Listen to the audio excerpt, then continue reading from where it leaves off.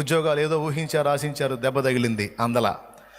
కొంతమందికి ఏదో ప్రయత్నాలు చేశారు, పొలం వేశారు, దెబ్బ తగిలింది. నా పాయింట్ ఏంటంటే, దెబ్బ తగిలింది, తగిలిన నీవు అక్కడే కూర్చుంటావా, తేరుకొని లెగుస్తావా? ఆత్మీయ జీవిత యాత్రలో నువ్వు పోరాడుతున్నావు. రకరకాల లోకాశలు, ఆకర్షణలు నీ చుట్టూ పరిభ్రమిస్తున్నాయి. కొన్ని ఇట్లా ఆగుతున్నాయి, దెబ్బలు తగులుతున్నాయి. నా పాయింట్ ఏంటంటే, తగిలిన దెబ్బని పొంది కూర్చోటమా, తిప్పుకొని రేగటమా?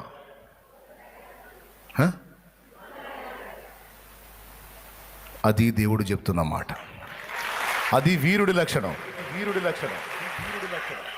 అది వీరుడి లక్షణం.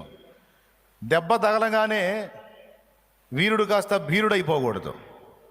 నిజంగా వీరుడు ఏం చేస్తాడో తెలుసా? దెబ్బ తగిలితే ఏ కారణాన్ని బట్టి దెబ్బ తగిలిందో ఎరిగి మరోసారి ఆ దెబ్బ తనకు తగలకుండానట్లు తప్పించుకొని తిరిగి తేరుకొని లేచి మళ్ళా యుద్ధం ప్రకటిస్తాడు. అది వీరత్వం. హల్లెలూయా. అంతేగాని కొంతమంది కాదు, చాలామంది ఓటమిని అంగీకరిస్తారు. అపజయముల మధ్య వెనుకంజ వేయకుమా, పోరాడుచున్నది అంధకార శక్తులతో.